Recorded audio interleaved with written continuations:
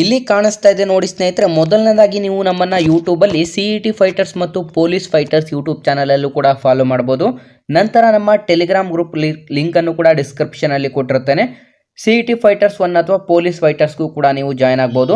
ನಂತರ ಇನ್ಸ್ಟಾಗ್ರಾಮ್ನಲ್ಲಿ CET fighters official ಅನ್ನೋದನ್ನ follow ಮಾಡಿ ಮತ್ತು ನಮ್ಮ ವಾಟ್ಸಪ್ ಗ್ರೂಪ್ ಹಾಗೂ ನಮ್ಮ ವಾಟ್ಸಪ್ ಚಾನಲನ್ನು ಕೂಡ ಫಾಲೋ ಮಾಡೋದ್ರಿಂದ ಹೆಚ್ಚಿನ ಮಾಹಿತಿಯನ್ನು ಕೂಡ ನೀವು ಪಡ್ಕೋಬಹುದಾಗಿರುತ್ತದೆ.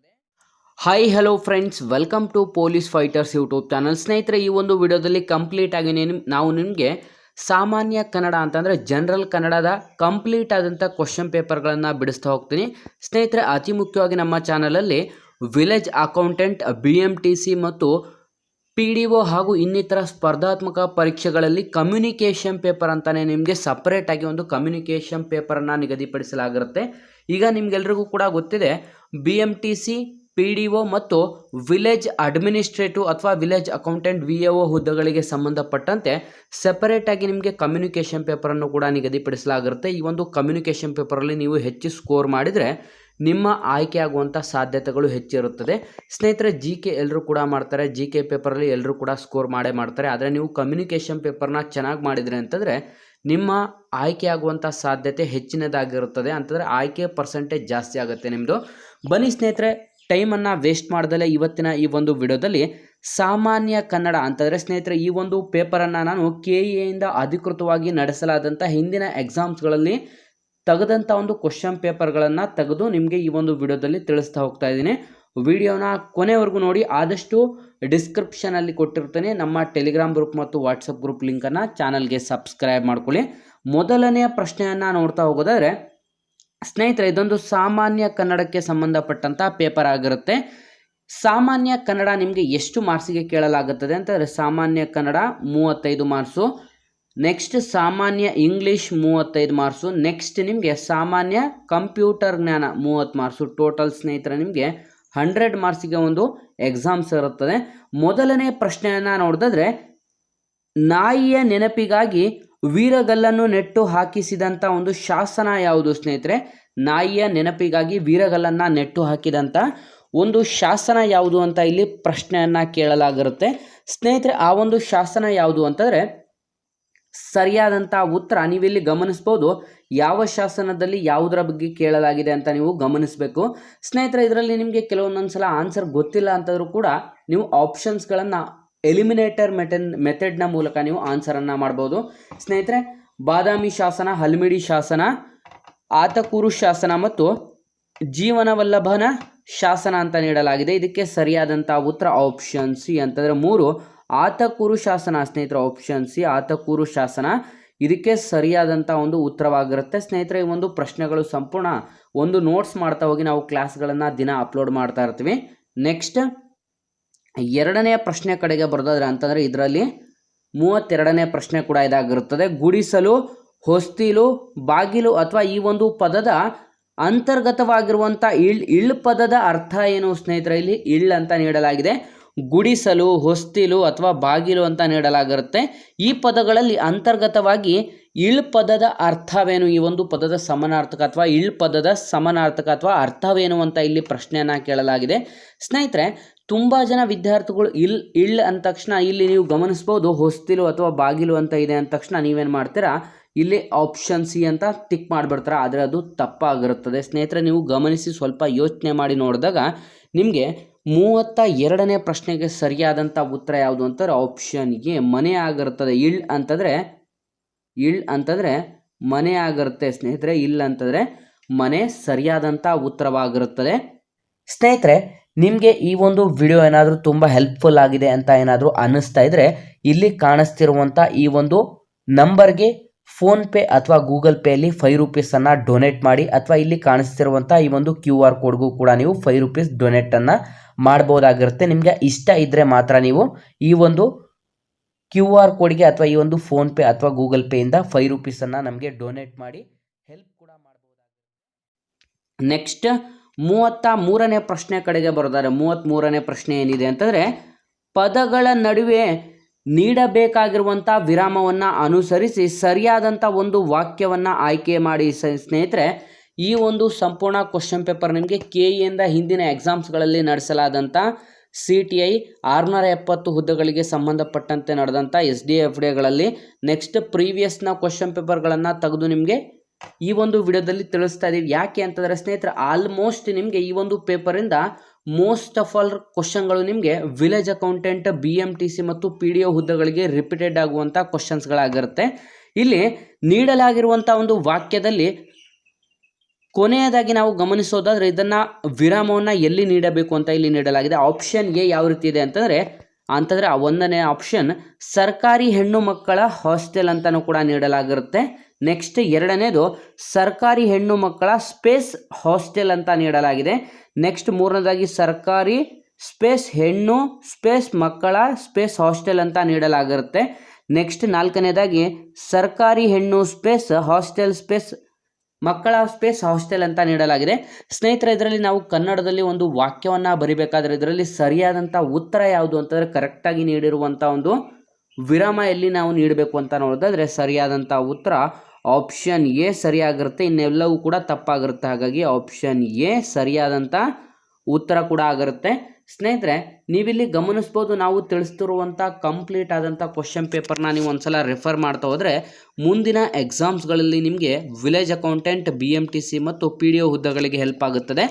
ನೆಕ್ಸ್ಟ್ ನೋಡೋದಾದರೆ ಸ್ನೇಹಿತರೆ, PQRS ಅನ್ನು ನೀಡಲಾಗಿರುತ್ತೆ. PQRS ಅಂತಂದರೆ ಸ್ಥಾನಪಲ್ಲಟಗೊಂಡಿರುವಂಥ ಈ ಒಂದು ವಚನದ ಸಾಲುಗಳನ್ನು ಕ್ರಮಾನುಸಾರವಾಗಿ ಅರ್ಥದಲ್ಲಿ ಜೋಡಿಸಿ. ಸ್ನೇಹಿತರೆ, ನಿಮಗೆ PQRS ಅಂತ ನಿಮಗೆ ನೀಡಲಾಗಿದೆ. ಇಲ್ಲಿ ಆಪ್ಷನ್ಸ್ ಕಾಣಿಸ್ತಾ ಇದೆ ನೋಡಿ. PQRS ಅನ್ನು ನೀವು ಅರೇಂಜ್ಮೆಂಟ್ ಮಾಡಬೇಕಾಗಿರುತ್ತೆ. ಅಂತಾರೆ ಒಂದು ವಾಕ್ಯವನ್ನು ನೀವು ಕರೆಕ್ಟ್ ಆದಂಥ ಒಂದು ವೇ ಅಲ್ಲಿ ಅರೇಂಜ್ಮೆಂಟ್ ಮಾಡಬೇಕಾಗಿರುತ್ತೆ ಅಂತಲೂ ಕೂಡ ಇಲ್ಲಿ ತಿಳಿಸಲಾಗಿರುತ್ತೆ. ಈ ಒಂದು ಅರೇಂಜ್ಮೆಂಟ್ ಯಾವ ರೀತಿ ಮಾಡಬೇಕು ಅಂತಂದರೆ ಮೊದಲನೇದಾಗಿ ಇಲ್ಲಿ ಆಪ್ಷನ್ ಪಿ ಅಲ್ಲಿ ಏನಿದೆ ಅಂತಂದರೆ ಕಳವೆಯೆಲ್ಲ ಹೋಗಿ ಬರಿಗೋಣಿ ಉಳಿಯಿತು.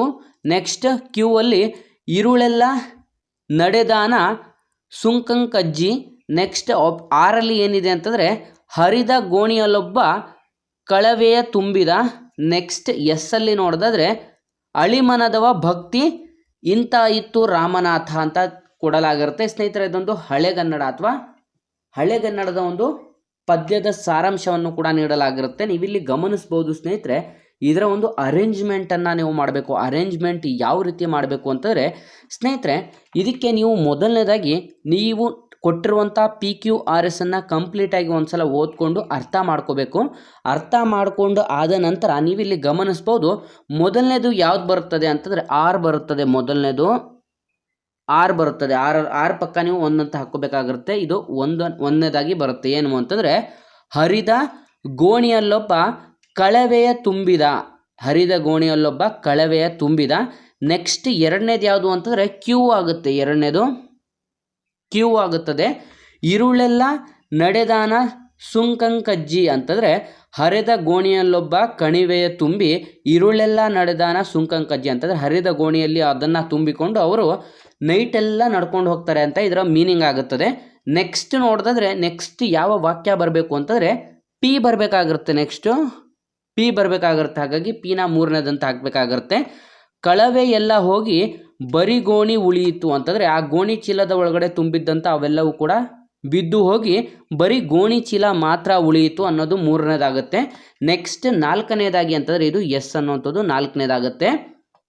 ಅಳಿಮನದವನ ಭಕ್ತಿ ಇಂಥ ಇತ್ತು ರಾಮನಾಥ ಅಂತಾರೆ. ಅವನು ಕಳುವಿನ ಮನಸ್ಸಿನಿಂದ ಅದನ್ನ ಕದ್ದಿರ್ತಾನೆ. ಹಾಗಾಗಿ ಅದು ಕಂಪ್ಲೀಟಾಗಿ ಅದನ್ನು ಕೂಡ ಕಳ್ಕೊಂಡು ಅವನಿಗೆ ಅವನದೇ ಆದಂಥ ಗೋಣಿ ಚೀಲ ಮಾತ್ರ ಉಳಿದಿರುತ್ತೆ ಅಂತ ಇದರ ಒಂದು ಮೀನಿಂಗ್ ಆಗುತ್ತೆ. ಸ್ನೇಹಿತರೆ, ಇದಕ್ಕೆ ಸರಿಯಾದಂಥ ಉತ್ತರ ಮೊದಲನೇದಾಗಿ RQPS. RQPS ಇಲ್ಲಿ ಆಪ್ಷನ್ಸ್ಗಳಲ್ಲಿ ಯಾವುದಿದೆ ಅಂತ ನೋಡಿದ್ರೆ ಆಪ್ಷನ್ ಎ ಸರಿಯಾಗಿರುತ್ತೆ. ಅಂತಂದರೆ ಆಪ್ಷನ್ ಎ ಸರಿಯಾದಂಥ ಉತ್ತರವಾಗಿರುತ್ತೆ. ಈ ರೀತಿ ಸ್ನೇಹಿತರೆ PQRS ಅನ್ನು ನೀವು ಕಂಡುಹಿಡಿಬೇಕಾಗಿರುತ್ತೆ. ತುಂಬ ಜನ ವಿದ್ಯಾರ್ಥಿಗಳು ಇದರಲ್ಲಿ ತಪ್ಪು ಮಾಡ್ತಾರೆ.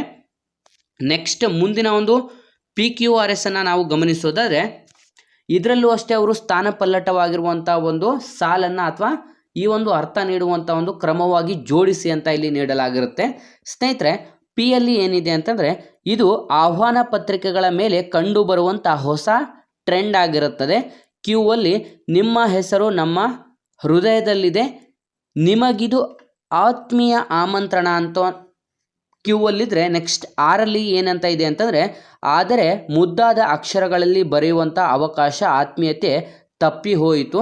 ನೆಕ್ಸ್ಟ್ ಎಸ್ ಅಲ್ಲಿ ನೋಡಿದಾದ್ರೆ ಮೊದಲೇ ಮುದ್ರಿತವಾಗಿರುವುದರಿಂದ ಬರೆಯುವ ಕಷ್ಟ ತಪ್ಪಿತು, ಸಮಯ ಉಳಿಯಿತು ಅನ್ನೋಂಥದ್ದು ಈ ಒಂದು ಕಂಪ್ಲೀಟ್ ಟಾಪಿಕ್ ಆಗಿರುತ್ತೆ. ಸ್ನೇಹಿತರೆ, ಈ ಒಂದು ಟಾಪಿಕ್ ಯಾವುದಕ್ಕೆ ಸಂಬಂಧಪಟ್ಟಿರುತ್ತದೆ ಅಂತಂದರೆ ಮದುವೆಯ ಆಹ್ವಾನ ಪತ್ರಿಕೆಯ ಮೇಲೆ ಬರೆಯಲಾದಂಥ ಅಥವಾ ಲಗ್ನ ಪತ್ರಿಕೆಯ ಮೇಲೆ ಬರೆಯಲಾದಂಥ ಒಂದು ವರ್ಡ್ಸ್ಗಳನ್ನು ಇಲ್ಲಿ ಎಕ್ಸ್ಪ್ಲೈನ್ ಮಾಡ್ತಾ ಹೋಗಿದ್ದಾರೆ. ಸ್ನೇಹಿತರೆ, ಇದಕ್ಕೆ ನೀವು ಗಮನಿಸೋದಾದರೆ ಇದಕ್ಕೆ ಯಾವ ರೀತಿ ನಾವು PQRS ಅನ್ನು ಜೋಡಿಸ್ಬೇಕು ಅಂತ ನೋಡೋದಾದರೆ ಮೊದಲನೇದಾಗಿ ಇದರಲ್ಲಿ ಯಾವ್ದು ಬರುತ್ತದೆ ಅಂತಂದರೆ ಕ್ಯೂ ಬರುತ್ತದೆ. ಮೊದಲನೇದು ಕ್ಯೂ ಅಂತಂದರೆ ನಿಮ್ಮ ಹೆಸರು ನಮ್ಮ ಹೃದಯದಲ್ಲಿದೆ, ನಿಮಗಿದು ಆತ್ಮೀಯ ಆಮಂತ್ರಣ ಅಂತ ಆಗುತ್ತೆ. ನೆಕ್ಸ್ಟ್ ಎರಡನೇದಾಗಿ ಯಾವುದು ಅಂತಂದರೆ ಪಿ ಬರುತ್ತದೆ. ಅಂತಂದರೆ ನೆಕ್ಸ್ಟ್ ವಾಕ್ಯ ಏನು ಬರಬೇಕು ಅಂತಂದರೆ ಇದು ಆಹ್ವಾನ ಪತ್ರಿಕೆಗಳಿಗೆ ಮೇಲೆ ಬರೆಯಲಾದಂಥ ಕಂಡು ಬರುವಂಥ ಹೊಸ ಟ್ರೆಂಡ್ ಆಗಿರುತ್ತದೆ. ನೆಕ್ಸ್ಟ್ ನೋಡಿದಾದ್ರೆ ಎಸ್ ಮೂರನೇದಾಗಿ ಬರಬೇಕಾಗಿರುತ್ತೆ. ಮೂರನೇದಾಗಿ ಮೊದಲೇ ಮುದ್ರಿತವಾಗಿರುವುದರಿಂದ ಬರೆಯುವ ಕಷ್ಟ ತಪ್ಪಿತು ಮತ್ತು ಸಮಯ ಉಳಿಯಿತು ಆಗಿರುತ್ತೆ. ಇನ್ನು ಉಳಿದಿರೋದು ಯಾವುದು 6 ಉಳಿದಿರುತ್ತೆ. ಇದು 4ನೇ ಪ್ಲೇಸಲ್ಲಿ ಬರಬೇಕಾಗಿರುತ್ತೆ.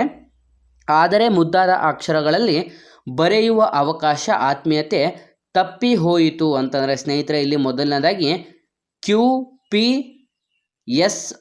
QPSR ಯಾವ ಆಪ್ಷನಲ್ಲಿದೆ ಅಂತ ನಾವು ನೋಡೋದಾದರೆ ಆಪ್ಷನ್ ಬಿ ಸರಿಯಾಗಿರುತ್ತೆ ಸ್ನೇಹಿತರೆ. ಆಪ್ಷನ್ ಬಿ ಸರಿಯಾದಂಥ ಉತ್ತರವಾಗಿರುತ್ತೆ.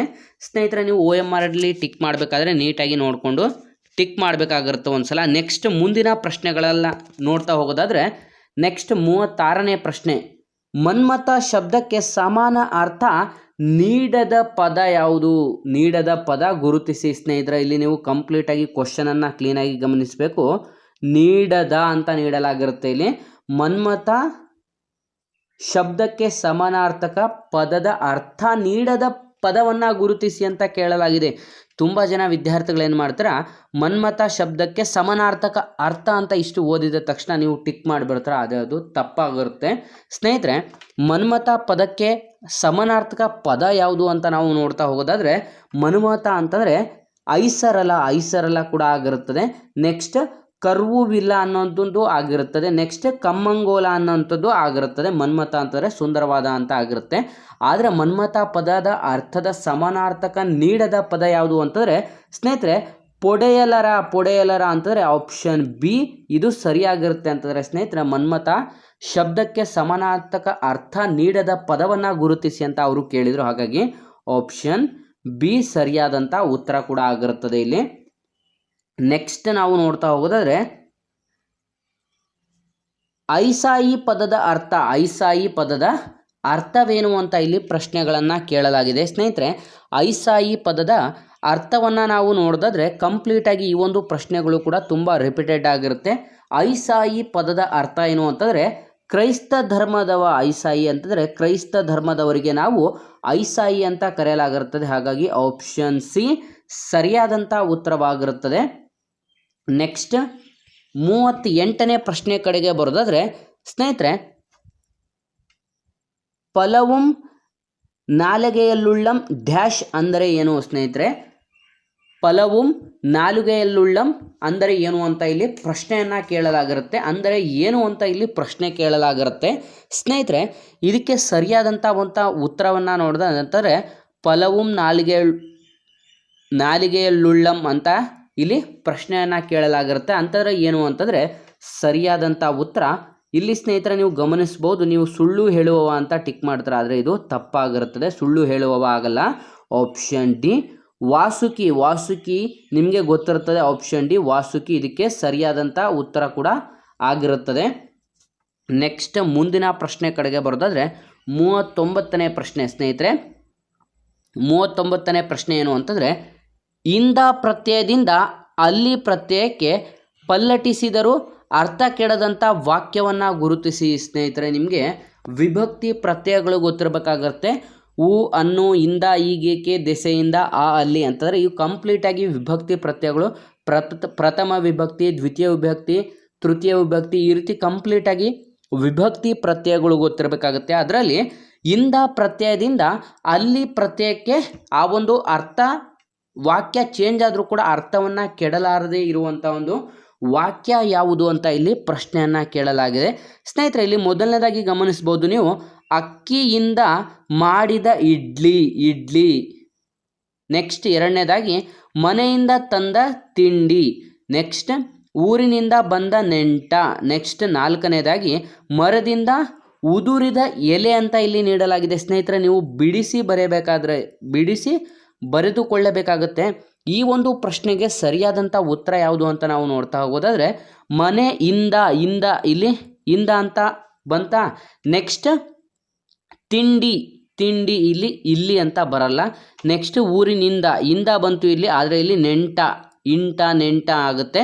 ನೆಕ್ಸ್ಟ್ ಮರದಿಂದ ಇಂದ ಇದೆ, ಆದರೆ ಇಲ್ಲಿ ಎಲೆ ಅಥವಾ ಅಲೆ ಇದು ಆಗಲ್ಲ ಸ್ನೇಹಿತರೆ. ಹಾಗಾಗಿ ಅಕ್ಕಿಯಿಂದ ಮಾಡಿದ ಇಡ್ಲಿ ಅಂತಂದರೆ ಅಲ್ಲಿ ಇಲ್ಲಿ ಇಂದ ಅಲ್ಲಿ ಇಲ್ಲಿ ಸರಿಯಾಗಿರುತ್ತೆ. ಹಾಗಾಗಿ ಆಪ್ಷನ್ ಎ ಸರಿಯಾದಂಥ ಉತ್ತರವಾಗಿರುತ್ತೆ ಸ್ನೇಹಿತರೆ. ಅಕ್ಕಿಯಿಂದ ಮಾಡಿದ ಇಡ್ಲಿ ಸರಿಯಾದಂಥ ಉತ್ತರವಾಗಿರುತ್ತೆ. ಆಪ್ಷನ್ ಎ ಸರಿಯಾದಂಥ ಉತ್ತರ ಕೂಡ ಆಗಿರುತ್ತದೆ. ನೆಕ್ಸ್ಟ್ ಸ್ನೇಹಿತರೆ, ನಿಮಗೆ ಯಾವ ಸಬ್ಜೆಕ್ಟ್ಗಳ ಬಗ್ಗೆ ಕ್ವಶನ್ ಪೇಪರ್ಗಳನ್ನು ಬಿಡಿಸ್ಬೇಕು ಅಂತ ನೀವು ಕಮೆಂಟ್ ಮಾಡಿ ಕೂಡ ತಿಳಿಸಿದರೆ ನಾವು ಅದೇ ಕ್ವಶನ್ ಪೇಪರನ್ನು ನಿಮಗೆ ಬಿಡಿಸ್ತೀವಿ ಸಬ್ಜೆಕ್ಟ್ ವೈಸು.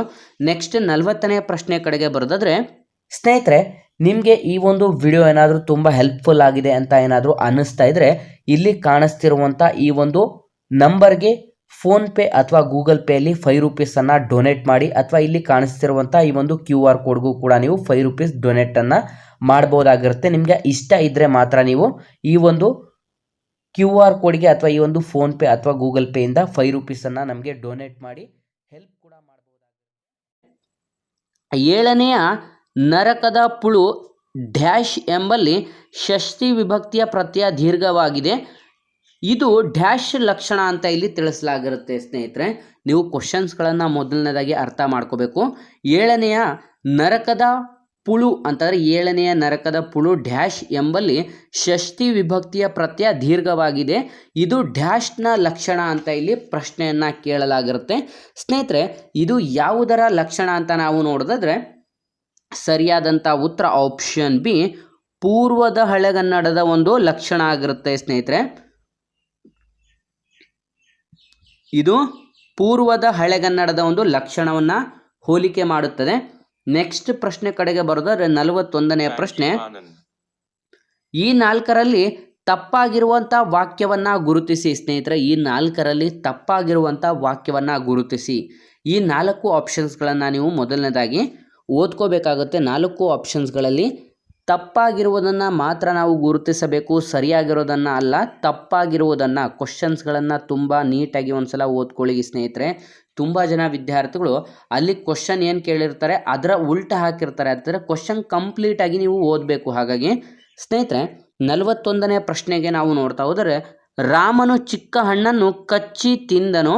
ನೆಕ್ಸ್ಟ್ ಕಚ್ಚಿ ತಿಂದನು ರಾಮನು ಚಿಕ್ಕ ಹಣ್ಣನ್ನು ಕಚ್ಚಿ ತಿಂದನು ರಾಮನು ತಿಂದನು ಕಚ್ಚಿ ಚಿಕ್ಕ ಹಣ್ಣನ್ನು. ಸ್ನೇಹಿತರೆ, ಇಲ್ಲಿ ಈ ಒಂದು 4 ವಾಕ್ಯಗಳನ್ನು ನೀಡಲಾಗಿದೆ. ಇದರಲ್ಲಿ ತಪ್ಪಾಗಿರುವಂಥ ವಾಕ್ಯ ಯಾವುದು ಅಂತ ನಾವು ಗಮನಿಸಬೇಕಾಗಿರುತ್ತೆ. ತಪ್ಪಾಗಿರುವಂಥ ವಾಕ್ಯ ಯಾವುದು ಅಂತಂದರೆ ಮೊದಲನೇದಾಗಿ ರಾಮನು ಚಿಕ್ಕ ಹಣ್ಣನ್ನು ಕಚ್ಚಿ ತಿಂದನು. ಇದು ಒಂದು ವಾಕ್ಯ ಅರ್ಥಪೂರ್ಣವಾದಂಥ ವಾಕ್ಯ ಆಗಿರುತ್ತೆ. ಹಾಗಾಗಿ ಇದು ಸರಿಯಾಗಿರುತ್ತೆ. ನೆಕ್ಸ್ಟ್ ಕಚ್ಚಿ ತಿಂದನು ರಾಮನು ಚಿಕ್ಕ ಹಣ್ಣನ್ನು ಅಂತಂದರೆ ಇದು ಸ್ನೇಹಿತರೆ ನಿಮಗೆ ಇಂಡೈರೆಕ್ಟ್ ಸ್ಪೀಚ್ ಅಂತ ಹೇಳ್ತೀವಲ್ಲ ನಾವು, ಆ ರೀತಿ ಆಗುತ್ತೆ ಇದು. ಹಾಗಾಗಿ ಇದು ಕೂಡ ಸರಿಯಾಗಿರುತ್ತೆ. ನೆಕ್ಸ್ಟ್ ಚಿಕ್ಕ ಹಣ್ಣನ್ನು ಕಚ್ಚಿ ತಿಂದನು ರಾಮನು, ಇದು ಕೂಡ ಸರಿಯಾಗಿರುತ್ತೆ. ರಾಮನು ತಿಂದನು ಕಚ್ಚಿ ಚಿಕ್ಕ ಹಣ್ಣನ್ನು. ಸ್ನೇಹಿತರೆ, ಇದು ತಪ್ಪಾಗಿರುತ್ತೆ. ಅಂತಂದರೆ ಇದಕ್ಕೆ ತಪ್ಪಾಗಿರುವಂಥದ್ದು ಯಾವುದು ಅಂತ ಕೇಳಲಾಗಿದೆ. ಹಾಗಾಗಿ ಆಪ್ಷನ್ 4 ತಪ್ಪಾಗಿರುತ್ತೆ. ಸ್ನೇಹಿತರೆ, ರಾಮನು ತಿಂದನು ಅಂದರೆ ರಾಮನು ಏನು ತಿಂದನು ಅದನ್ನು ನಾವು ಫಸ್ಟಿಗೆ ಹೇಳಬೇಕು. ಅವನು ಏನು ತಿಂತಾನಲ್ಲ ಅದನ್ನು ಫಸ್ಟಿಗೆ ಹೇಳಬೇಕು. ಹಾಗಾಗಿ ರಾಮನು ಚಿಕ್ಕ ಹಣ್ಣನ್ನು ಕಚ್ಚಿ ತಿಂದನು ಅಂತ ಆಗಿರ್ಬೇಕಾಗತ್ತೆ. ಅಥವಾ ಈ ಮೇಲ್ಗಡೆ 3 ಆಪ್ಷನ್ಗಳು ಆಗಿದ್ರು ಕೂಡ ಸರಿಯಾಗಿರುತ್ತೆ. ಆದರೆ ಅಲ್ಲಿ ತಪ್ಪಾಗಿರುವಂಥದ್ದು ಯಾವುದು ಅಂತ ಕೇಳಿದ್ದಾರೆ. ಹಾಗಾಗಿ ಆಪ್ಷನ್ ಡಿ ಇದು ತಪ್ಪಾಗಿರುವಂಥದ್ದು. ನೆಕ್ಸ್ಟ್ ಮುಂದಿನ ಪ್ರಶ್ನೆ ಕಡೆಗೆ ಬರೋದಾದರೆ 42ನೇ ಪ್ರಶ್ನೆ, ವರ್ಧಮಾನ ಶಬ್ದಕ್ಕೆ ತತ್ಸಮ ರೂಪ. ಸ್ನೇಹಿತರೆ, ತತ್ಸಮ ತದ್ಭವ ಎಲ್ರಿಗೂ ಕೂಡ ಗೊತ್ತಿರಬೇಕಾಗುತ್ತೆ. ತತ್ಸಮ ತದ್ಭವ ನಿಮಗೆ ಪ್ರತಿ ಎಕ್ಸಾಮ್ಸಲ್ಲೂ ಕೂಡ 1ರಿಂದ 2 ಮಾರ್ಕ್ಸು ಫಿಕ್ಸ್ ಆಗಿ ಬರುವಂಥ ಪ್ರಶ್ನೆಗಳಾಗಿರುತ್ತೆ. ವರ್ಧಮಾನ ಶಬ್ದಕ್ಕೆ ತತ್ಸಮ ರೂಪ ಯಾವುದಾಗಿದೆ ಅಂತ ಇಲ್ಲಿ ಪ್ರಶ್ನೆಯನ್ನು ಕೇಳಲಾಗಿದೆ. ತತ್ಸಮ ರೂಪ ಯಾವುದು ಅಂತಂದರೆ ವರ್ಧಮಾನಕ್ಕೆ ಬದ್ಧವಣ ಸ್ನೇಹಿತರೆ. ಬದ್ಧವಣ ವರ್ಧಮಾನದ ತತ್ಸಮ ತದ್ಭವ ಆಗಿರುತ್ತೆ. ಇದರ ತದ್ಭವ ವರ್ಧಮಾನ ಆಗಿದ್ರೆ ತತ್ಸಮ ಬದ್ಧವಣ ಆಗಿರುತ್ತದೆ. ನೆಕ್ಸ್ಟ್ 43ನೇ ಪ್ರಶ್ನೆಯ ಕಡೆಗೆ ಬರೆದಾದ್ರೆ ಚಳುವಳಿಯಾಗಿ ಮೂಡಿ ಸಾಹಿತ್ಯವಾಗಿ ಉಳಿದದ್ದು. ಸ್ನೇಹಿತರೆ ಇಲ್ಲಿ ನಿಮಗೆ ಗಮನಿಸ್ಬೋದು, ಚಳುವಳಿಯಾಗಿ ಇದೊಂದು ಮೂಡಿ ಕೊನೆಯದಾಗಿ ಇದು ಸಾಹಿತ್ಯವಾಗಿ ಉಳಿದುಕೊಳ್ಳುತ್ತದೆ ಅಂತ ಇಲ್ಲಿ ಪ್ರಶ್ನೆಯನ್ನು ಕೇಳಲಾಗಿರುತ್ತೆ. ಸ್ನೇಹಿತರೆ ಸರಿಯಾದಂಥ ಉತ್ತರ ಯಾವುದು ಅಂತಂದರೆ ಅದನ್ನೇ ನಾವು ವಚನ ಅಂತ ಕರಿತೀವಿ. ವಚನಕಾರರು ನಿಮಗೆ ಗೊತ್ತಿರುತ್ತೆ, ಮೊದಲಿಗೆ ಅವರು ಚಳುವಳಿ ಮಾಡ್ತಿದ್ರು, ನಂತರದ ದಿನಗಳಲ್ಲಿ ಹೋಗ್ತಾ ಹೋಗ್ತಾ ಇದು ಸಾಹಿತ್ಯವಾಗಿ ಬದಲಾವಣೆ ಆಗುತ್ತೆ. ಅದು ಏನು ಅಂತಂದರೆ ವಚನ ಅನ್ನುವಂಥದ್ದು ಸರಿಯಾದಂಥ ಉತ್ತರವಾಗಿರುತ್ತದೆ. ನೆಕ್ಸ್ಟ್ 44ನೇ ಪ್ರಶ್ನೆ, ಕೊಕ್ಕಿನಾಗ ಮುತ್ತ ಹಿಡಕೊಂಡು ಬಾಲದಾಗ ನೀರ ಕುಡಿತೈತಿ. ಈ ಒಗಟಿನ ಅರ್ಥವನ್ನು ಗ್ರಹಿಸಿ. ಸ್ನೇಹಿತರೆ ನಿಮಗೆ ಗಮನಿಸ್ಬೋದು, ಕೆಲವೊಂದು ಗಾದೆ ಮಾತುಗಳು ಆ ಒಂದು ಒಗಟುಗಳು ಏನು ಮೀನಿಂಗ್ ಕೊಡುತ್ತೆ ಅನ್ನೋವಂಥದ್ದನ್ನ ನೀವು ಮೇಲ್ನೋಟಕ್ಕೆ ನೋಡಬಾರ್ದು, ಅದರ ಒಳವರ್ಥವನ್ನು ಅಂತಂದರೆ ಅದರ ಇನ್ನರ್ ಮೀನಿಂಗನ್ನು ನೀವು ಕಂಡುಹಿಡಿಬೇಕು ಅನ್ನೋವಂಥದ್ದು ಕೂಡ ಪ್ರಶ್ನೆಗಳು ತುಂಬ ಎಕ್ಸಾಮ್ಸಲ್ಲಿ ರಿಪೀಟೆಡ್ ಆಗಿರುತ್ತದೆ. ಕೊಕ್ಕಿನಾಗ ಮುತ್ತು ಹಿಡ್ಕೊಂಡು ಬಾಲದಾಗ ನೀರು ಕುಡಿತೈತಿ, ಈ ಒಗಟಿನ ಅರ್ಥವನ್ನು ಸಂಗ್ರಹಿಸಿ ಅಂತ ಇಲ್ಲಿ ಪ್ರಶ್ನೆಯನ್ನು ಕೇಳಲಾಗಿರುತ್ತೆ. ಸ್ನೇಹಿತರೆ ಇದಕ್ಕೆ ನೀವು ಸರಿಯಾದಂಥ ಉತ್ತರವನ್ನು ನೋಡಿದ್ರೆ ಆಪ್ಷನ್ ಸಿ ದೀಪ. ಸ್ನೇಹಿತರೆ ಆಪ್ಷನ್ ಸಿ ದೀಪ ಸರಿಯಾಗಿರುತ್ತೆ ಅಂತಾರೆ. ಕೊಕ್ಕಿನಾಗ ಮುತ್ತು ಹಿಡ್ಕೊಂಡು ಅಂತಂದರೆ ನಾವು ದೀಪದ ಬತ್ತಿಯನ್ನು ಹಾಕ್ತೀವಲ್ಲ ಅದು ಕೊಕ್ಕು ಅಂತ ತಿಳ್ಕೊಬೇಕಾಗಿರುತ್ತೆ. ಬಾಲದಾಗ ನೀರು ಕುಡಿತೈತಿ ಅಂತಂದರೆ ಅದರ ಒಂದು ಬಾಲ ಅಂತಾರೆ, ಮುಂದೆ ನಾವು ದೀಪದ ಹತ್ತಿಯನ್ನು ಹಾಕ್ತೀವಲ್ಲ ಅದರ ಹತ್ತಿಯ ಬಾಲ ಎಲ್ಲಿರುತ್ತದೆ ಅಂತಂದರೆ ಆ ದೀಪದ ಒಳಗಿರುವಂಥ ಎಣ್ಣೆ ಒಳಗಿರುತ್ತೆ. ಎಣ್ಣೆಯಿಂದ ಅಲ್ಲಿ ಹೀರಿಕೊಂಡು ಮುಂದೆ ಕೊಕ್ಕಿನಿಂದ ಅದು ಉರಿತಾ ಹೋಗುತ್ತೆ. ಹಾಗಾಗಿ ಸ್ನೇಹಿತರೆ ಇದಕ್ಕೆ ಸರಿಯಾದಂಥ ಉತ್ತರ ಅಥವಾ ಇನ್ನರ್ ಮೀನಿಂಗ್ ಯಾವುದು ಅಂತಂದರೆ ಆಪ್ಷನ್ ಸಿ ದೀಪ ಸರಿಯಾದಂಥ ಉತ್ತರವನ್ನು ನೀಡ್ತಾ ಹೋಗುತ್ತದೆ. ನೆಕ್ಸ್ಟ್ 45ನೇ ಪ್ರಶ್ನೆ ಕಡೆಗೆ ಬರೋದಾದರೆ ಈ ಆಧುನಿಕ ನಾಟಕಗಳಲ್ಲಿ ಒಂದು ನಾಟಕ ಮಾತ್ರ ವಚನ ಚಳುವಳಿಯ ವಸ್ತುವನ್ನು ಉಳ್ಳದ್ದಲ್ಲ. ಸ್ನೇಹಿತರೆ ಇಲ್ಲಿ ನೀವು ಗಮನಿಸ್ಬೋದು, ಈ ಆಧುನಿಕ ನಾಟಕಗಳಲ್ಲಿ ಒಂದು ನಾಟಕ ಮಾತ್ರ ವಚನ ಚಳುವಳಿಯ ವಸ್ತುವನ್ನು ಉಳ್ಳದ್ದಲ್ಲ ಅಂತ ಇಲ್ಲಿ ಪ್ರಶ್ನೆ ಕೇಳಲಾಗಿರುತ್ತೆ. ಸ್ನೇಹಿತರೆ ಉಳ್ಳದ್ದಲ್ಲ ಅಂತ ಇಲ್ಲಿ ನಾವು ನೋಡ್ತಾ ಹೋಗೋದಾದರೆ ಸ್ನೇಹಿತರೆ ಇದಕ್ಕೆ ಸರಿಯಾದಂಥ ಉತ್ತರ ಆಪ್ಷನ್ಸ್ ಡಿ ಆಗಿರುತ್ತೆ. ಅಂತಂದರೆ ದ್ವಾದಶ ರಾತ್ರಿ ಆಗಿರುತ್ತೆ. ಸ್ನೇಹಿತರೆ ಇಲ್ಲಿ ನೀವು ಸಂಕ್ರಾಂತಿ ಆಗಲಿ ಅಥವಾ ಶಿವರಾತ್ರಿ ಆಗಲಿ ಅಥವಾ ಮಹಾಚೈತ್ಯ ಆಗಲಿ ಇವು ಪೂಜೆಗಳಿಗೆ ಸಂಬಂಧಪಟ್ಟಿದೆ. ದ್ವಾದಶ ರಾತ್ರಿ ಅನ್ನುವಂಥದ್ದು ಇದು ಕಂಪ್ಲೀಟಾಗಿ ವಚನ ಚಳುವಳಿಯ ವಸ್ತುವನ್ನು ಉಳ್ಳದ್ದಲ್ಲದ್ದು ಅಂತಂದರೆ ವಚನ ಚಳುವಳಿಗೆ ಸೇರಿದ್ದಲ್ಲದ್ದು ಇದಾಗಿರುತ್ತದೆ.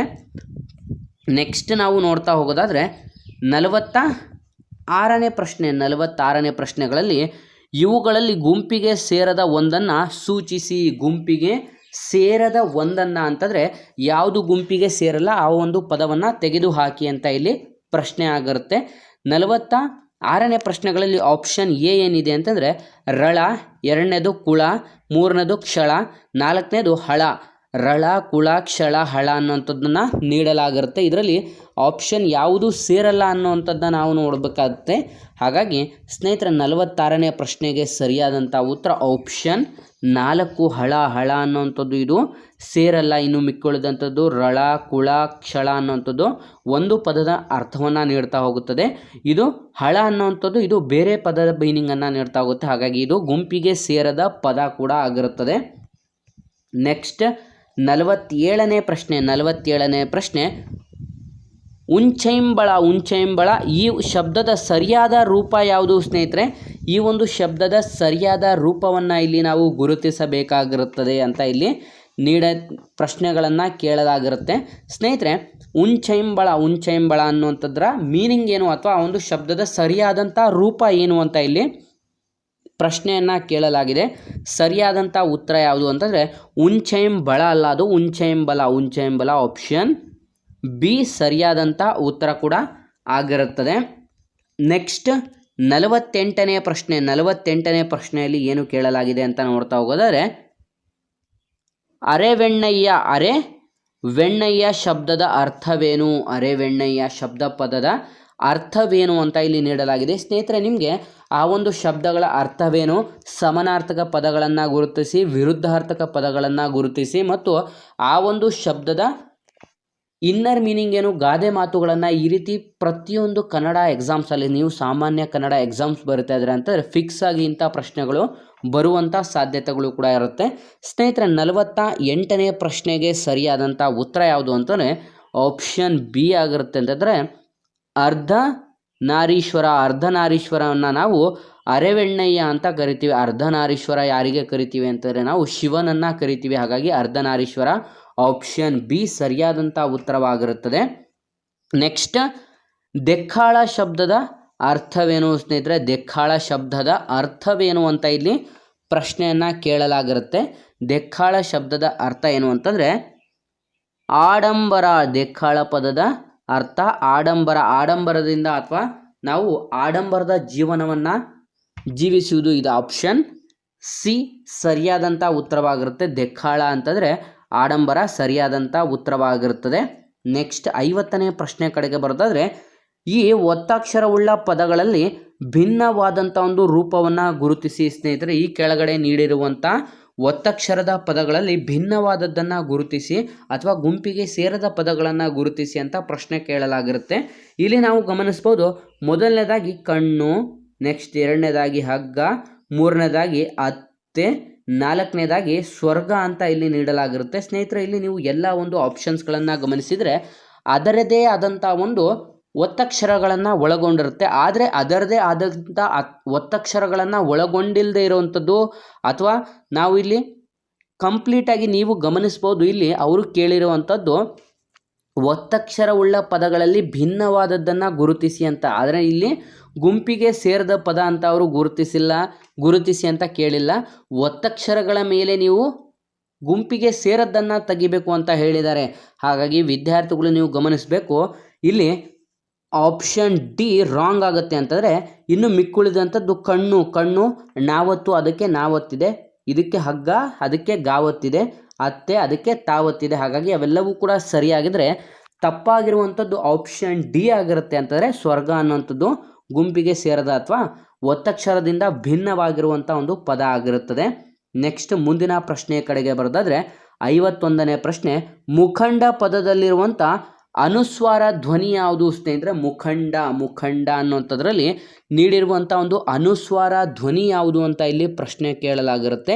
ಮುಖಂಡದಲ್ಲಿ ನಾವು ಗಮನಿಸೋದಾದರೆ ಇದರಲ್ಲಿ ನ ಬರುತ್ತದೆ ಸ್ನೇಹಿತರೆ. ಇದಕ್ಕೆ ಸರಿಯಾದಂಥ ಉತ್ತರ ನ ಆಗುತ್ತದೆ. ನೀವು ಎಲ್ಲರೂ ಏನಂತೀರ ನ ಅಂತೀರ, ಆದರೆ ನ ಆಗಿರಲ್ಲ. ನ ಸರಿಯಾದಂಥ ಉತ್ತರವಾಗಿರುತ್ತೆ. ಆಪ್ಷನ್ 3 ಸರಿಯಾದಂಥ ಉತ್ತರ ನ ಆಗಿರುತ್ತದೆ. ಇಲ್ಲಿ ನೀವು ಕಂಪ್ಲೀಟಾಗಿ ಗಮನಿಸಿದರೆ ಮಾತ್ರ ನಿಮಗೆ ಗೊತ್ತಾಗ್ತಾ ಹೋಗುತ್ತೆ. ಸ್ನೇಹಿತರೆ, ನೆಕ್ಸ್ಟ್, ಅವರು ಕಾಲೇಜಿನಲ್ಲಿ ಪ್ರೊಫೆಸರ್ ಇದ್ದಾರೆ. ಅವರ ಒಂದು ಕಾಲೇಜಿನಲ್ಲಿ ಪ್ರೊಫೆಸರ್ ಇದ್ದಾರೆ. ಈ ಒಂದು ವಾಕ್ಯದ ಕುರಿತಾದಂಥ 4 ಹೇಳಿಕೆಗಳಲ್ಲಿ ತಪ್ಪಾಗಿರುವ ಒಂದು ಹೇಳಿಕೆಯನ್ನು ಗುರುತಿಸಿ ಸ್ನೇಹಿತರೆ. ಅವರು ಕಾಲೇಜಿನಲ್ಲಿ ಪ್ರೊಫೆಸರ್ ಇದ್ದಾರೆ. ಇದರ ಒಂದು 4 ವಾಕ್ಯಗಳನ್ನು ಕೆಳಗಡೆ ನೀಡಲಾಗಿದೆ. ಈ ಒಂದು ಹೇಳಿಕೆಗಳಲ್ಲಿ ತಪ್ಪಾದ ಹೇಳಿಕೆಗಳನ್ನು ಗಮನಿಸಿ ಅಂತ ಇಲ್ಲಿ ಪ್ರಶ್ನೆ ಕೇಳಲಾಗಿರುತ್ತೆ. 1ನೇ ಆಪ್ಷನ್ ಏನು ಅಂತಂದರೆ ಇದು ಕನ್ನಡದ ವಾಕ್ಯ ರಚನೆಗಿಂತ ಸ್ವಲ್ಪ ಭಿನ್ನವಾಗಿದೆ. 2ನೇದಾಗಿ ಉತ್ತರ ಕರ್ನಾಟಕದ ಜನ ಬಳಸುವ ವಾಕ್ಯದ ಮಾದರಿಯಂತಿದೆ. 3ನೇದಾಗಿ ಹಿಂದಿಯ ಪ್ರಭಾವದಿಂದ ಇದು ಬಂದದ್ದಾಗಿದೆ. 4ನೇದಾಗಿ ಇಂಗ್ಲಿಷ್ ಭಾಷೆಯ ಅತಿ ಬಳಕೆಯಿಂದ ಹೀಗಾಗಿದೆ ಅಂತ ಇಲ್ಲಿ 4 ಆಪ್ಷನ್ಸ್ಗಳನ್ನು ನೀಡಲಾಗಿದೆ. ಸ್ನೇಹಿತರೆ, ಇಲ್ಲಿ ಅವರು ಏನು ಕೇಳಿದ್ದಾರೆ ಅಂತಂದರೆ ಅವರು ಕಾಲೇಜಿನಲ್ಲಿ ಪ್ರೊಫೆಸರ್ ಇದ್ದಾರೆ ಅಲ್ಲ, ಅವರ ಕಾಲೇಜಿನಲ್ಲಿ ಪ್ರೊಫೆಸರ್ ಇದ್ದಾರೆ ಅಥವಾ ಅವರು ಕಾಲೇಜಿನಲ್ಲಿ ಪ್ರೊಫೆಸರ್ ಆಗಿದ್ದಾರೆ ಅಂತ ಇಲ್ಲಿ ಆಗಬೇಕಾಗಿರುತ್ತೆ. ಆದರೆ ಅದು ಅವರು ಅಲ್ಲ, ಅದು ಅವರ ಆಗಬೇಕಾಗಿರುತ್ತದೆ. ಸ್ನೇಹಿತರೆ, ಇದು ಯಾವುದರ ಒಂದು ಪ್ರಭಾವವನ್ನು ಬೀರ್ತಾ ಹೋಗುತ್ತದೆ ಅಂತ ಇಲ್ಲಿ ನಾವು ನೋಡ್ತಾ ಹೋಗೋದಾದರೆ ಸರಿಯಾದಂಥ ಉತ್ತರ ಆಪ್ಷನ್ ಡಿ, ಇಂಗ್ಲೀಷ್ ಭಾಷೆಯ ಅತಿ ಬಳಕೆಯಿಂದ ಹೀಗಾಗಿ ಈ ಒಂದು ವಾಕ್ಯ ಕೆಡ್ತಾ ಹೋಗಿದೆ. ಹಾಗಾಗಿ ಆಪ್ಷನ್ ಡಿ ಸರಿಯಾಗಿರುತ್ತೆ. ನೆಕ್ಸ್ಟ್ ಮುಂದಿನ ಪ್ರಶ್ನೆ ಕಡೆಗೆ ಹೋಗ್ತಾ ಹೋಗೋದಾದರೆ 53ನೇ ಪ್ರಶ್ನೆ ಸ್ನೇಹಿತರೆ, ಅಮಂಗಳವಾದುದನ್ನು ಸೌಮ್ಯವಾದ ಉಕ್ತಿಗಳಲ್ಲಿ ಹೇಳಲಾಗುತ್ತದೆ. ಅದರ ಒಂದು ಉದಾಹರಣೆ ಇಲ್ಲಿ ಗುರುತಿಸಿ ಅಂತಲೂ ಕೂಡ ಇಲ್ಲಿ ಪ್ರಶ್ನೆ ಕೇಳಲಾಗಿದೆ. ಸ್ನೇಹಿತರೆ, ಅಮಂಗಳವಾದುದನ್ನು ಸೌಮ್ಯವಾದಂಥ ಒಂದು ಉಕ್ತಿಗಳಲ್ಲಿ ಹೇಳಲಾಗುತ್ತದೆ, ಆದರೆ ಒಂದು ಉದಾಹರಣೆಯನ್ನು ಇಲ್ಲಿ ಗುರುತಿಸಿ ಅಂತ ಪ್ರಶ್ನೆ ಕೇಳಲಾಗಿರುತ್ತೆ. ಸ್ನೇಹಿತರೆ, ಸರಿಯಾದಂಥ ಉತ್ತರ ಯಾವುದು ಅಂತಂದರೆ ಆಪ್ಷನ್ ಡಿ, ಕೀರ್ತಿ ಶೇನಾಗು. ಕೀರ್ತಿ ಶೇಷನಾಗು ಅಂತ ಇಲ್ಲಿ ಪ್ರಶ್ನೆ ಆಗಿರುತ್ತೆ ಸ್ನೇಹಿತರೆ. ಈ ಒಂದು ಪ್ರಶ್ನೆಗೆ ಸರಿಯಾದಂಥ ಉತ್ತರ ಕೀರ್ತಿ ಶೇಷನಾಗು ಸರಿಯಾದಂಥ ಉತ್ತರವಾಗಿರುತ್ತದೆ. ನೆಕ್ಸ್ಟ್ 54ನೇ ಪ್ರಶ್ನೆ, ಬ್ಲೀಚಿಂಗ್ ಪೌಡರನ್ನು ಕೆಲವು ಅಗಸರು ಬ್ಲೀಚಿಂಗ್ ಪೌಡರ್ ಎಂದು ಉಚ್ಚರಿಸಲು ಕಾರಣವೇನು ಸ್ನೇಹಿತರೆ? ನಿಮಗೆಲ್ರಿಗೂ ಕೂಡ ಗೊತ್ತಿರುತ್ತದೆ, ಬ್ಲೀಚಿಂಗ್ ಪೌಡರ್ ನೀರನ್ನು ಪರಿಶುದ್ಧ ಮಾಡಲು ಅಥವಾ ಕೊಳಚೆ ನೀರನ್ನು ಪರಿಶುದ್ಧ ಮಾಡಲು ಅಥವಾ ಬೇರೆ ಬೇರೆ ರೀತಿಗಳಲ್ಲಿ ಈ ಒಂದು ಬ್ಲೀಚಿಂಗ್ ಪೌಡರನ್ನು ಕೂಡ ಯೂಸ್ ಮಾಡ್ತಾರೆ. ಆ ಒಂದು ಬ್ಲೀಚಿಂಗ್ ಪೌಡರನ್ನು ಬ್ಲೀಚಿಂಗ್ ಪೌಡರ್ ಎಂದು ಉಚ್ಚರಿಸಲು ಕಾರಣ ಏನು ಅಂತ ಇಲ್ಲಿ ಪ್ರಶ್ನೆ ಕೇಳಲಾಗಿರುತ್ತೆ ಸ್ನೇಹಿತರೆ. 1ನೇ ಆಪ್ಷನ್, ಅವರಿಗೆ ಸರಿಯಾಗಿ ನಾಲಿಗೆ ತಿರುಗುವುದಿಲ್ಲ. 2ನೇದಾಗಿ ಇಂಗ್ಲೀಷ್ ಪದಗಳನ್ನು ಬಳಸುವ ಅವರಿಗೆ ಇಷ್ಟವಿಲ್ಲ ಅನ್ನುವಂಥದ್ದಾಗಿರುತ್ತೆ. ನೆಕ್ಸ್ಟ್ 3ನೇದಾಗಿ ಆ ಪುಡಿಗೂ ಬಿಳಿ ಪದಕ್ಕೂ ಸಂಬಂಧವಿದೆವೆಂದು ಭಾವಿಸುವುದರಿಂದ.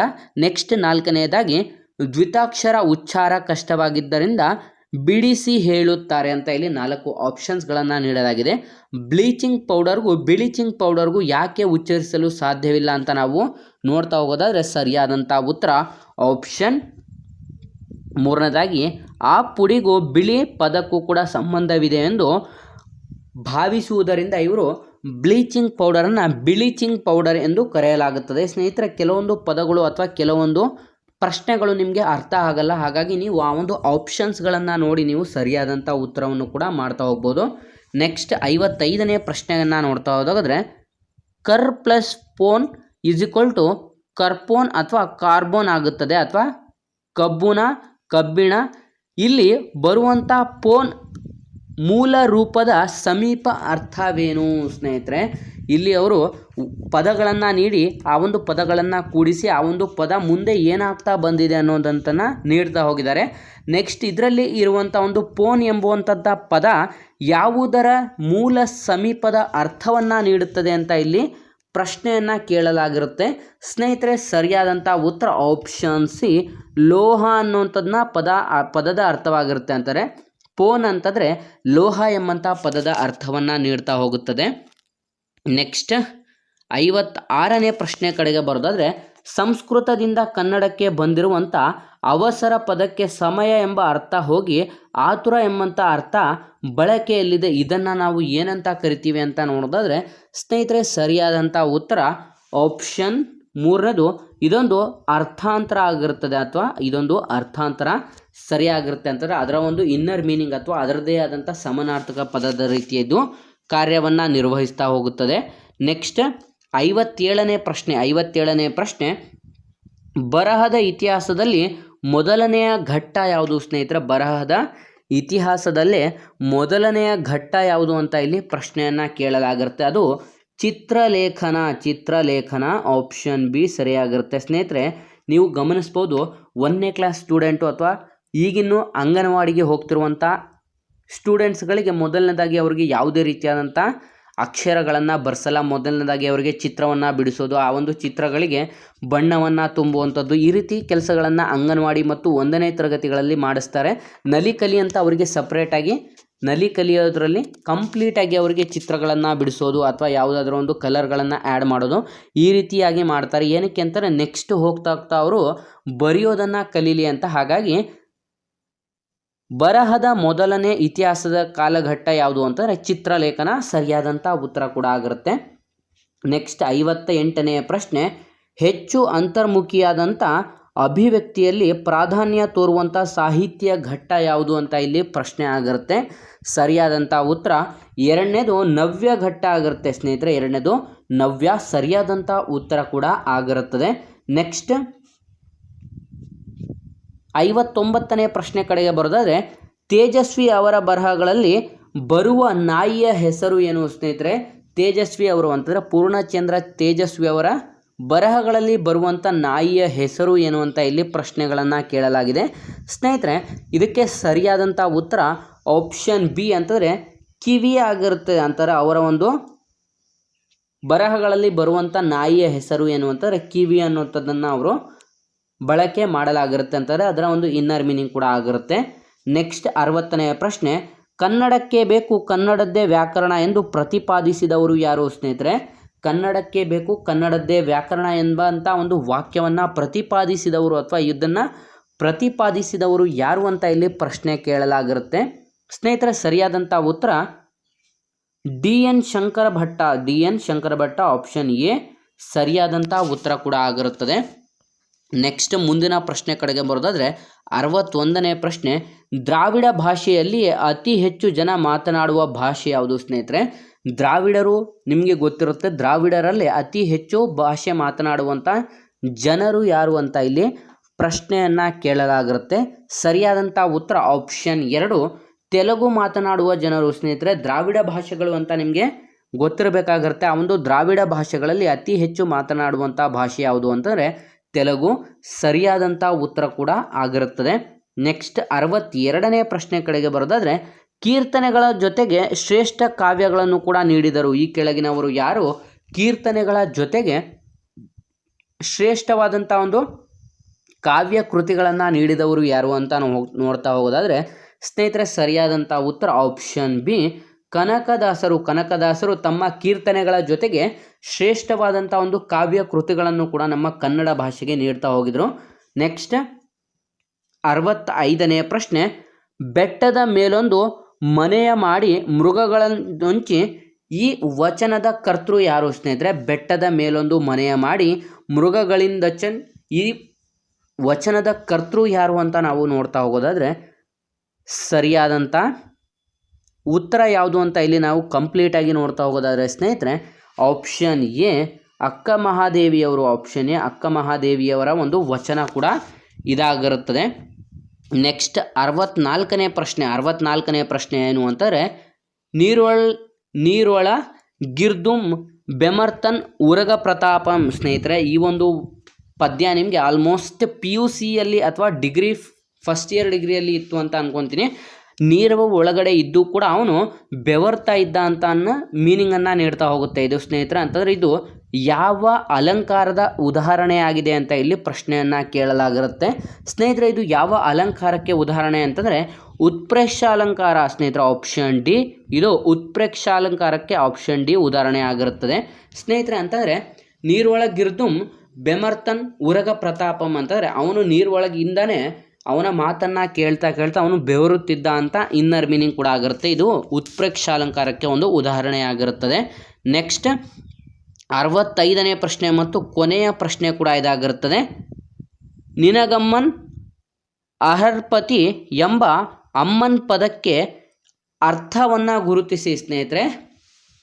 ನಿನಗಮ್ಮನ್ ಅರ್ಹಪತಿ ಎಂಬಲ್ಲಿ ಅಮ್ಮನ್ ಪದದ ಅರ್ಥವನ್ನು ಗುರುತಿಸಿ ಅಂತ ಇಲ್ಲಿ ಪ್ರಶ್ನೆಯನ್ನು ಕೇಳಲಾಗಿರುತ್ತೆ ಸ್ನೇಹಿತರೆ. ಸರಿಯಾದಂಥ ಉತ್ತರ ಇಲ್ಲಿ ಯಾವುದು ಅಂತ ನಾವು ಯಾವುದೆಲ್ಲ ವಿದ್ಯಾರ್ಥಿಗಳು ವಿಡಿಯೋಸ್ನ ನೋಡ್ತಾ ಇದ್ರೆ ಈ ಒಂದು ಸರಿಯಾದಂಥ ಉತ್ತರವನ್ನು ಈ ಒಂದು ವಿಡಿಯೋಗೆ ಕಮೆಂಟ್ ಕೂಡ ಮಾಡಿ ತಿಳಿಸಬಹುದಾಗಿರುತ್ತೆ ಸ್ನೇಹಿತರೆ. ನಿಮಗೆ ಯಾವ ಸಬ್ಜೆಕ್ಟ್ಗಳ ಬಗ್ಗೆ ನಿಮಗೆ ವಿಲೇಜ್ ಅಕೌಂಟೆಂಟ್, BMTC ಮತ್ತು PDO ಹಾಗೂ ಇನ್ನಿತರ ಪ್ರತಿಯೊಂದು ಸ್ಪರ್ಧಾತ್ಮಕ ಪರೀಕ್ಷೆಗಳಿಗೆ ಯಾವ ಒಂದು ಸಬ್ಜೆಕ್ಟ್ಗಳ ಮೇಲೆ ಕ್ವಶನ್ಗಳು ಬೇಕು, ಪ್ರಶ್ನೆ ಪತ್ರಿಕೆಗಳು ಬೇಕು ಅಂತಲೂ ಕೂಡ ನೀವು ಕಮೆಂಟ್ ಮಾಡಿ ತಿಳಿಸಿ. ಮತ್ತು ಆದಷ್ಟು ನಮ್ಮ ಪೊಲೀಸ್ ಫೈಟರ್ಸ್ ಮತ್ತು ನಮ್ಮ ಟೆಲಿಗ್ರಾಮ್ ಹಾಗೂ ವಾಟ್ಸಪ್ ಗ್ರೂಪ್ಗಳಿಗೆ ಸಬ್ಸ್ಕ್ರೈಬ್ ಮಾಡ್ಕೊಳ್ಳೋದ್ರಿಂದ ಪ್ರೀವಿಯಸ್ ಇಯರ್ ಕ್ವಶನ್ ಪೇಪರ್ಗಳನ್ನು ಕೂಡ ನಮ್ಮ ಟೆಲಿಗ್ರಾಮ್ ಗ್ರೂಪಲ್ಲಿ ಅಪ್ಲೋಡ್ ಮಾಡ್ತಾ ಇರ್ತೀವಿ.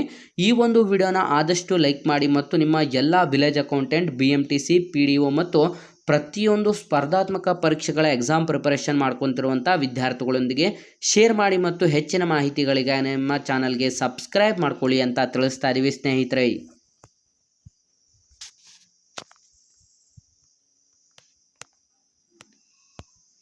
ಸ್ನೇಹಿತರೆ ನಿಮಗೆ ಈ ಒಂದು ವಿಡಿಯೋ ಏನಾದರೂ ತುಂಬ ಹೆಲ್ಪ್ಫುಲ್ ಆಗಿದೆ ಅಂತ ಏನಾದರೂ ಅನ್ನಿಸ್ತಾ ಇದ್ದರೆ ಇಲ್ಲಿ ಕಾಣಿಸ್ತಿರುವಂಥ ಈ ಒಂದು ನಂಬರ್ಗೆ ಫೋನ್ಪೇ ಅಥವಾ ಗೂಗಲ್ ಪೇಯಲ್ಲಿ 5 ರೂಪೀಸನ್ನು ಡೊನೇಟ್ ಮಾಡಿ, ಅಥವಾ ಇಲ್ಲಿ ಕಾಣಿಸ್ತಿರುವಂಥ ಈ ಒಂದು QR ಕೋಡ್ಗೂ ಕೂಡ ನೀವು 5 ರೂಪೀಸ್ ಡೊನೇಟನ್ನು ಮಾಡ್ಬೋದಾಗಿರುತ್ತೆ. ನಿಮಗೆ ಇಷ್ಟ ಇದ್ದರೆ ಮಾತ್ರ ನೀವು ಈ ಒಂದು QR ಕೋಡ್ಗೆ ಅಥವಾ ಈ ಒಂದು ಫೋನ್ಪೇ ಅಥವಾ ಗೂಗಲ್ ಪೇಯಿಂದ 5 ರೂಪೀಸನ್ನು ನಮಗೆ ಡೊನೇಟ್ ಮಾಡಿ